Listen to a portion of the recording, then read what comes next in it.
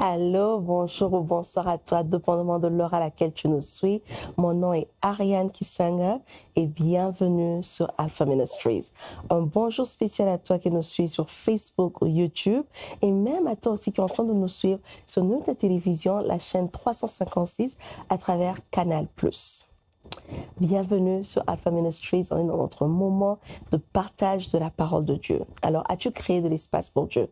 Est-ce que tu peux être disponible pour 20 à 30 minutes maximum pour permettre aussi à Dieu de te parler?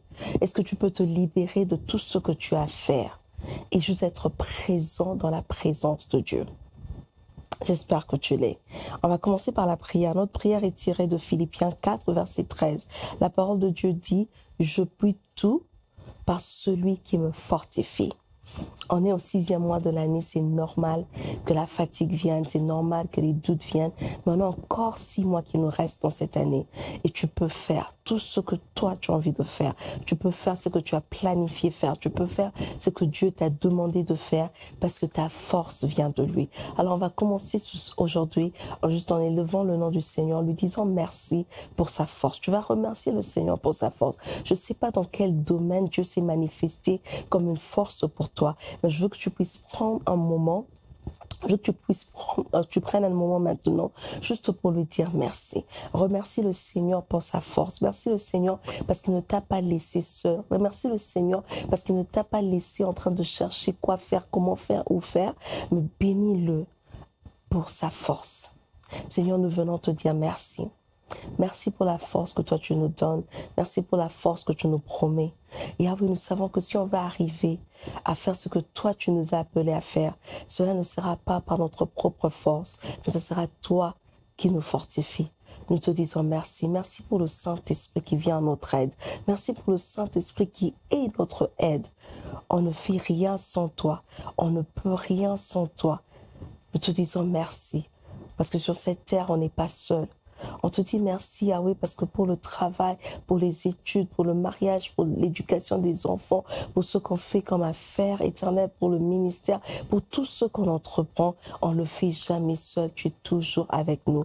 Merci aussi parce que ce soir ou ce matin, dépendamment de l'heure à laquelle ma soeur ou mon frère va suivre cette émission, tu es présent.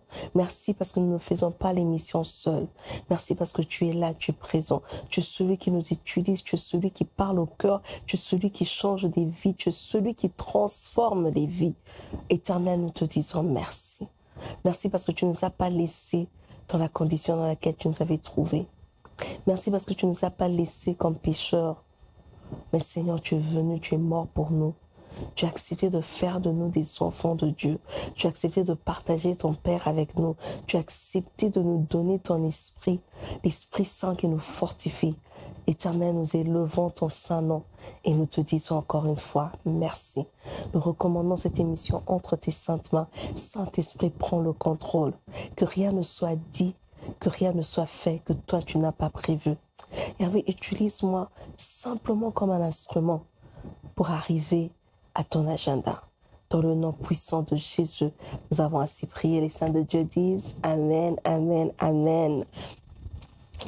Alors, je crois que j'ai oublié de donner mon nom au début de l'émission.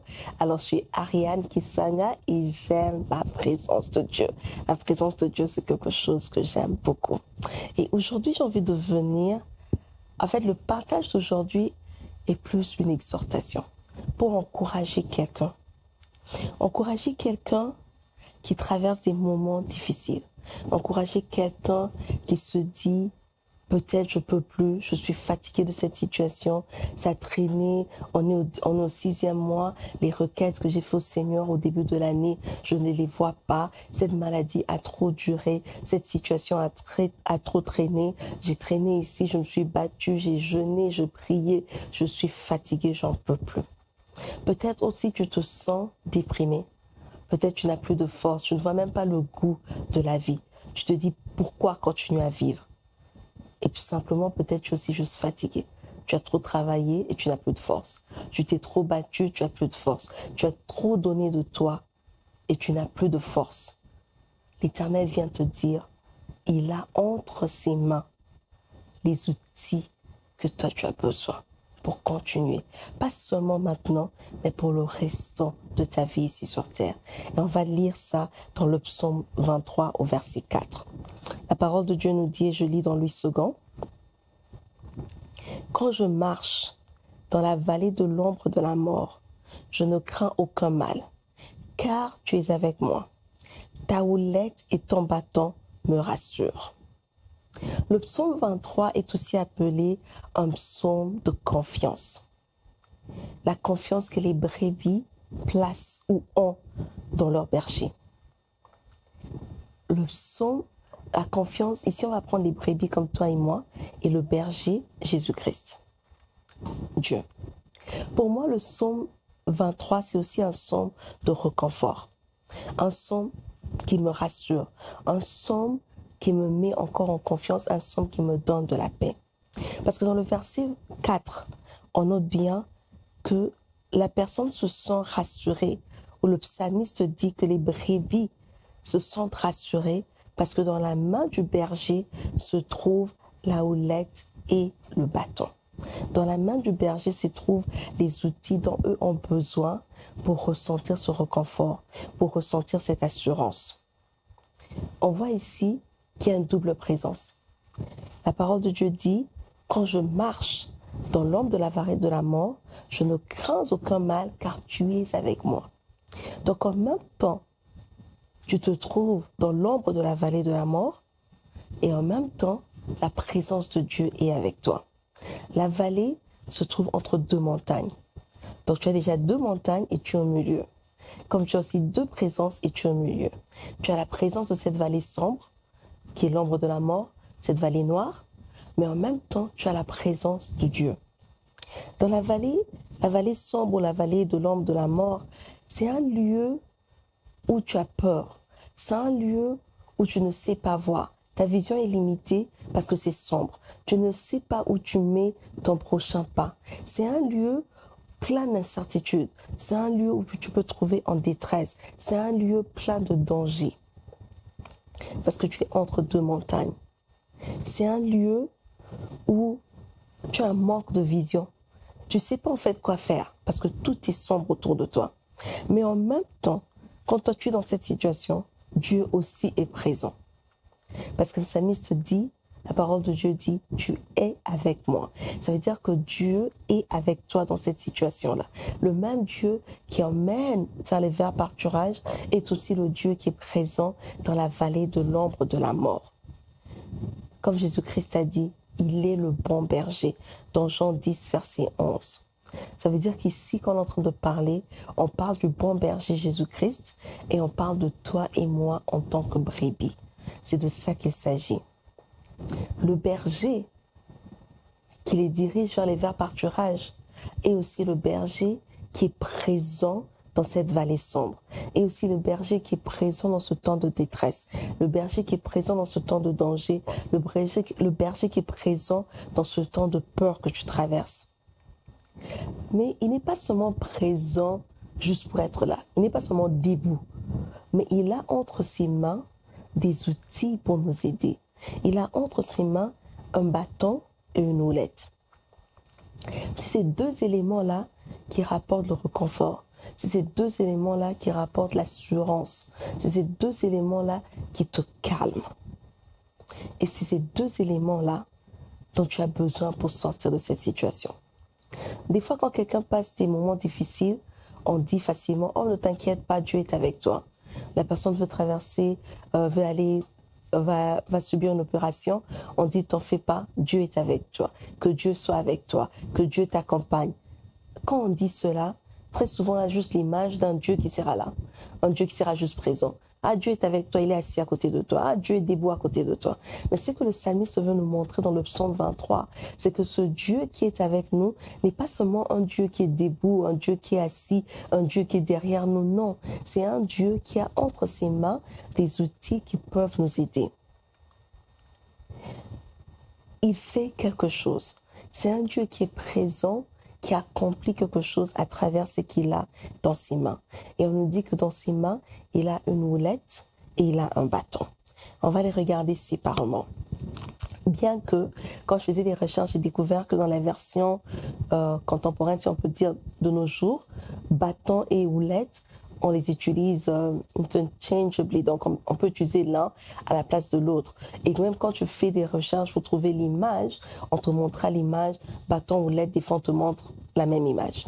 Mais il y a 6 catégories principales de quand on parle du bâton dans la Bible. Il y a le bâton du voyageur. Il y a les branches que Jacob avait raillées pour utiliser quand il devait quitter chez Laban. Il y a le bâton qui représente un instrument de discipline ou de punition. Il y a le bâton qui est l'outil utilisé par le berger.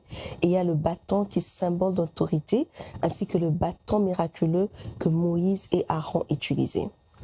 Pour nous, aujourd'hui, ce qui nous intéresse, c'est le bâton qui est utilisé ou l'outil du berger. Le plus souvent dans la Bible, quand on parle du bâton, en fait, on fait allusion au bâton du voyageur. Parce que le bâton du voyageur était symbolique d'un mode transitoire. Donc, la personne ne restait pas, il était en pèlerinage. La personne avançait, n'était pas là pour rester permanemment à cet endroit-là. Le bâton est aussi un signe de vulnérabilité. Parce que la personne n'a pas une adresse permanente. Ça veut dire que la personne peut être attaquée, donc elle pouvait utiliser le bâton pour se défendre. La personne pouvait aussi utiliser le bâton quand elle est fatiguée, comme un soutien, comme un support. Le bâton du berger maintenant, c'est un long bâton qui est utilisé pour diriger les brebis et si la nourriture aussi que les brebis doivent manger est à une hauteur beaucoup plus haut que les brebis ne pouvaient pas atteindre, le bâton était utilisé pour ramener ou pour faire tomber cette nourriture-là au niveau de la brebis, pour que la brebis mange sans problème. C'est quand la nourriture était hors de portée des brebis. De la même façon, pour nous aujourd'hui, je ne sais pas qu'est-ce qui est hors de ta portée. C'est quelle situation qui est difficile pour toi? C'est quoi que tu n'arrives pas à traverser? Quelles sont les questions qui manquent de réponse dans ta vie? Quels sont les combats qui manquent de victoire? Ce que tu trouves difficile. Pour une personne, ça peut être des frais académiques. Pour l'autre personne, ça peut être juste le moyen de transport. Pour une personne, ça peut être la nourriture d'aujourd'hui ou manquer à manger. Pour une autre personne, c'est un manque d'enfant. Quoi que ce soit que tu trouves qui est hors de ta portée. Dieu dit, parce qu'il est le bon berger et qu'entre ses mains, il a ce bâton, il est capable d'utiliser son bâton pour ramener ces choses à ta portée. Quand l'Éternel ramène ça à ta portée, cela ne veut pas dire que l'Éternel ouvre ta bouche pour te donner pour que tu puisses manger. Il ramène à ta portée, c'est à toi maintenant d'avoir le courage, d'être sensible, d'aller vers cette nourriture.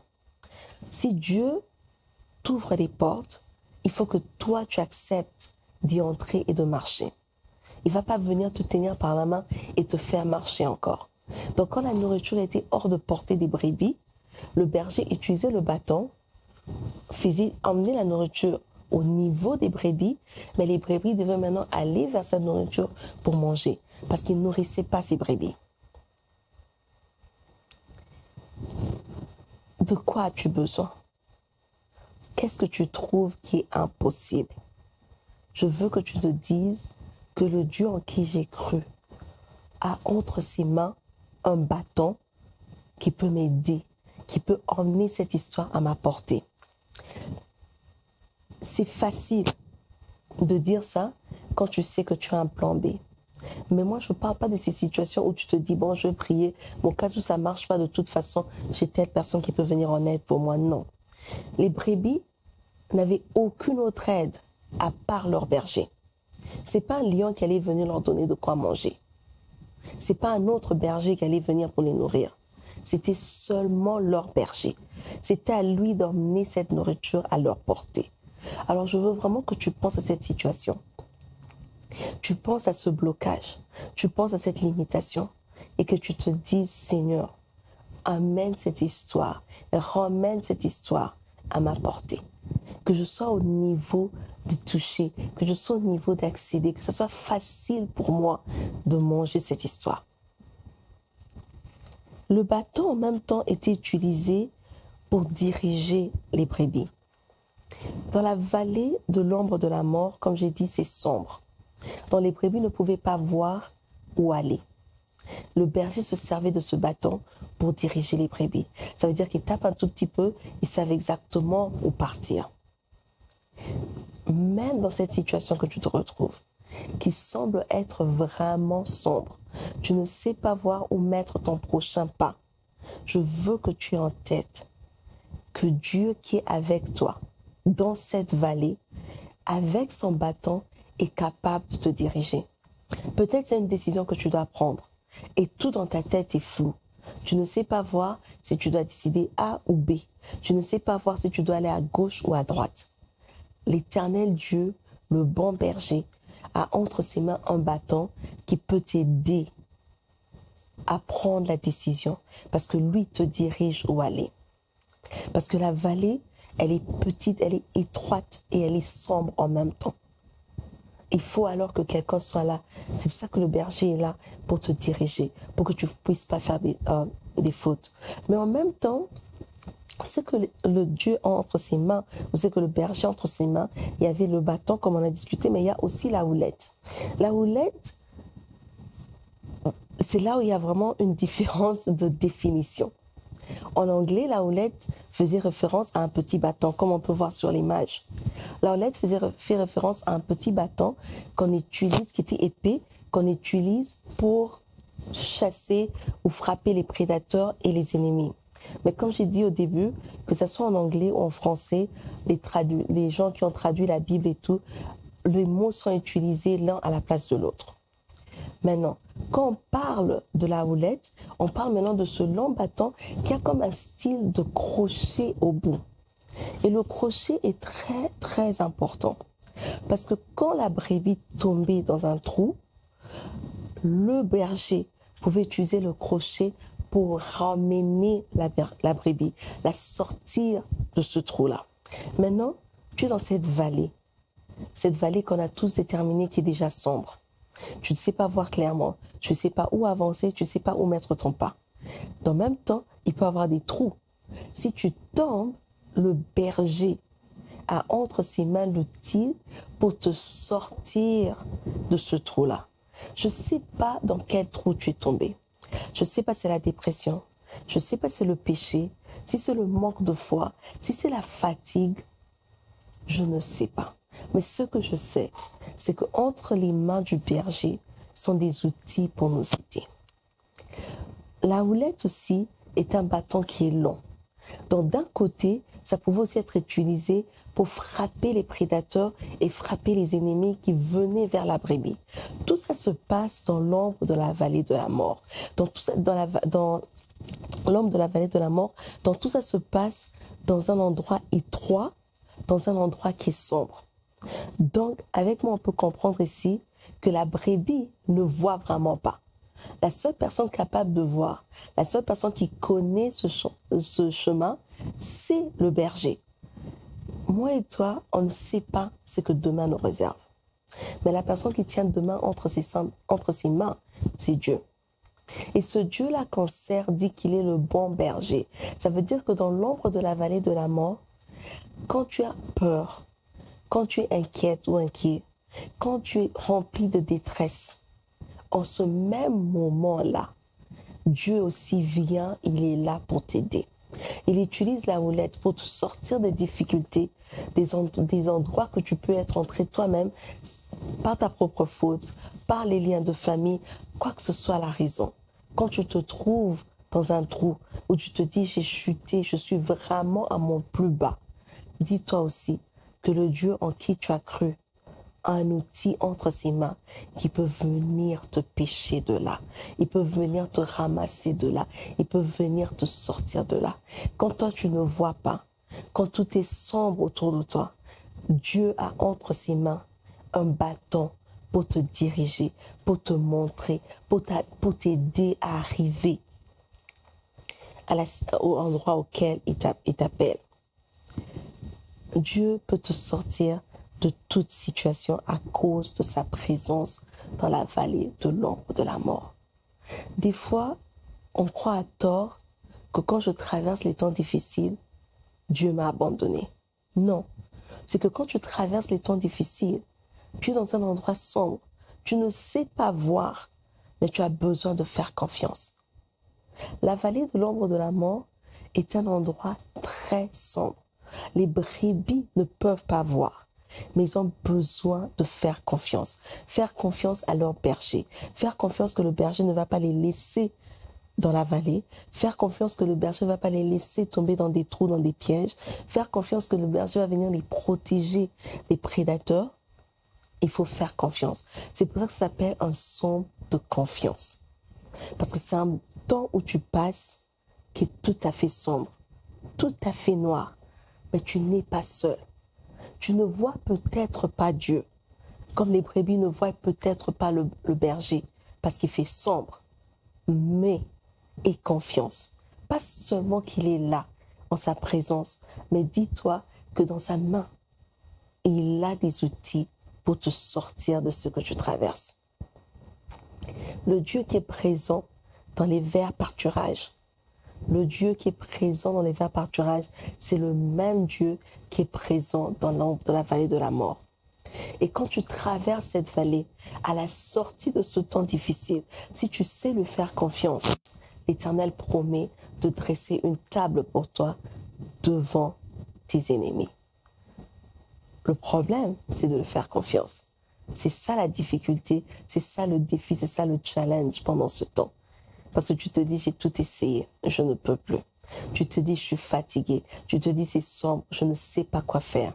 Aujourd'hui, je viens t'encourager. Fais confiance à Dieu. Essaye encore Dieu une fois. Peut-être tu es tombé, tu te dis, je suis tellement dans le péché, Ariane, tu n'as aucune idée à quel niveau je suis tombé bas. Ou peut-être tu as abandonné la prière, tu ne sais plus prier. Je dis à moi, ça fait longtemps, je ne sais plus me lever dans la prière. Je ne sais plus quoi faire. Fais confiance. Je ne sais pas quelle vallée tu traverses. Je ne sais pas quelle difficulté tu traverses. Mais fais confiance à celui qui t'a dit qu'il est le bon berger. Fais confiance pas seulement en sa présence, mais fais confiance aussi à ce qu'il détient entre ses mains. L'image du bâton et de la roulette nous montre Dieu comme un berger. Dieu a le pouvoir de nous sortir de toute situation. Il a le pouvoir et la puissance de nous sauver de toute forme de menace qu'on peut avoir. Et cela est suffisant pour nous réconforter, pour nous redonner de l'assurance, mais aussi pour nous donner du courage. D'autres traductions de la Bible utilisent le mot courage au lieu du mot rassurer, parce que ils disent que courage transmet plus le sentiment fort que le psalmiste voulait qu'on puisse comprendre, au lieu du mot rassurer. Quand on parle du courage, ça veut dire que la personne est capable de se lever, malgré la peur, malgré les inquiétudes, malgré ce qu'il ne voit ou ne voit pas. La personne est capable de se lever et faire face à cette situation. Ça veut dire que malgré que tu es dans la dépression, quand on parle du courage, ça veut dire que tu te lèves pour dire ça y est, dépression. Tu as fait ton temps, maintenant, je crois en mon bon berger. Il va me sortir de cela. Ça veut dire que quand tu as traîné dans le péché, tu peux dire oui, Satan, tu m'as eu. Oui, j'ai traîné ici, mais maintenant, là, j'ai envie de rentrer vers mon Dieu. Tu peux te repentir et rentrer vers ton Dieu. C'est ça le courage. Le courage, c'est pas juste dire, ah, j'ai pas peur, je vais avancer. Non, non, non. Le courage, c'est de dire, c'est vrai que j'ai peur. C'est vrai que je suis inquiet. C'est vrai que je suis déprimé. C'est vrai que je suis incertain. C'est vrai que je suis peut-être dans la détresse. Mais parce que celui qui est devant moi a entre ses mains une houlette et un bâton. Parce que celui qui est devant moi s'appelle le bon berger. Parce que celui qui est devant moi ne me laissera pas périr. Je suis capable de me relever et d'aller. Dans la vallée de l'ombre de la mort, les brebis, le bâton plutôt que le berger a entre ses mains, est aussi utilisé pour compter les brebis. C'est pour ça que Jésus-Christ dit que si une personne avait 100 brebis et qu'il perd une seule, il va laisser les 99 pour aller chercher la brebis perdue et la ramener dans la bergerie. Donc, c'est pour te dire que Dieu ne peut pas t'abandonner. C'est pour te dire que quelle que soit la situation que tu es en train de traverser, l'Éternel te cherche. Et peut-être qu'il est venu à travers ce message pour te dire qu'il te cherche. Il a encore besoin de toi. Rappelle-toi qu'il a cherché Adam et Ève dans le jardin d'Éden après qu'eux ont péché. Ils pensaient que Dieu n'allait plus venir vers eux. Mais l'Éternel est venu quand même parce qu'il a besoin d'eux. L'Éternel est un bon berger. Jésus-Christ est un bon berger. Il sait combien des brebis sont dans sa bergerie. Et quand tu es sorti, quand tu as peur, quand tu pleures, quand tu ne sais pas quoi faire, il est aussi le même qui te cherche. Je t'encourage à te laisser trouver. Te laisser trouver veut dire aie un cœur ouvert. Fais appel à Dieu. Dis Seigneur, peut-être je ne sais pas rentrer seul, mais si réellement tu m'envoies le crochet de ton bâton, tu m'envoies ta houlette, je ne veux pas hésiter. Ça va me prendre et ça va me sortir de cette situation. La houlette et le bâton de Dieu nous rassurent. Ça veut dire que ça nous enlève la peur. Ça nous donne une paix. Ça nous permet de nous calmer.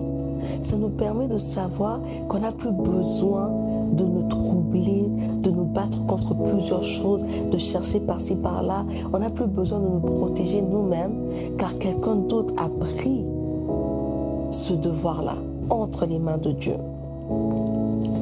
Dieu peut te sortir, peut nous sortir de chaque situation, que les situations difficiles, que ce soit inconfortable, que ce soit impossible aux yeux de l'homme, à cause de ce qu'il a entre ses mains. Prochainement, quand tu traverses une situation difficile ou quand tu dis à quelqu'un que Dieu soit avec toi, et cette image du bâton et de la houlette, et cette image du Dieu qui utilise le bâton pour chasser les prédateurs, pour chasser les ennemis, mais il utilise aussi la houlette pour te sortir des situations. Et l'image de ce Dieu qui utilise le bâton pour compter le nombre de brebis, et il sait que tu es là. Il ne t'a pas oublié. Ça peut être difficile de croire. Tu peux te dire, ah mais c'est pas possible, cette situation a tellement duré, c'est pas possible que Dieu ne m'ait pas oublié. Rassure-toi, Dieu ne t'a pas oublié. Il connaît le nombre de brebis qu'il a dans la bergerie. Par conséquent, le psaume 23 n'est pas seulement un psaume de confiance, mais c'est un psaume qui nous rend confiants dans cette vie sur terre. Parce que ici sur terre, on traversera ces moments difficiles. Ces vallées sombres, on va les traverser. Mais on sait que celui qui a entre ses mains un bâton et une houlette va nous rassurer et est avec nous dans ce temps. On va baisser nos têtes dans la prière. J'ai juste compris ensemble pour la sensibilité spirituelle. Que Dieu nous rende spirituellement sensibles afin qu'on puisse discerner quand il est avec nous. Qu'on puisse comprendre que même dans les moments difficiles, il ne nous a pas abandonnés. C'est un mensonge de l'ennemi que de croire que Dieu t'a abandonné. C'est un mensonge de l'ennemi que de croire que Dieu ne te connaît pas ou ne te connaît plus. Non. Avec son bâton, il compte et il sait que tu fais partie de sa bergerie. On va juste prier que Dieu nous rende spirituellement sensibles afin qu'on puisse reconnaître sa présence, qu'on puisse reconnaître l'aide du Saint-Esprit. Éternel, nous te disons d'abord merci pour ce temps. Merci, Éternel, mon Dieu de gloire, pour cette parole. Merci parce que toi, tu viens nous rassurer que ta houlette et ton bâton sont là pour nous. Tu les utilises, Seigneur, pour nous emmener de l'assurance. Éternel, je prie que tu puisses augmenter notre sensibilité spirituelle, qu'on puisse être en mesure de discerner quand tu es là, de discerner les différentes situations, de comprendre quand le diable nous ment et de comprendre, Seigneur, quand tu as ramené la nourriture à notre portée. Éternel, je prie pour chacun d'entre nous que tu nous donnes ce courage, que tu nous donnes cette assurance de savoir qu'en toi, à cause de ce que tu as entre tes mains, il n'y a rien qui nous soit impossible. Il n'y a rien qui nous soit difficile. Il n'y a rien qui soit hors de notre portée. Yahweh, nous te disons merci. Au nom puissant de Jésus, nous avons ainsi prié. Et les saints de Dieu disent Amen, Amen, Amen, Amen. Merci d'avoir pris ce temps pour suivre cette émission. Si tu as suivi à la télévision, invite quelqu'un la semaine prochaine à la même heure. Alpha Ministries sur ta télévision et Canal+, la chaîne 356. Si tu as suivi sur les réseaux sociaux, abonne-toi à la page, laisse un j'aime, souscris à notre chaîne YouTube et suis-nous sur Instagram. Et jusqu'à ce qu'on se voit la semaine prochaine, rappelle-toi de toujours créer de l'espace pour Dieu.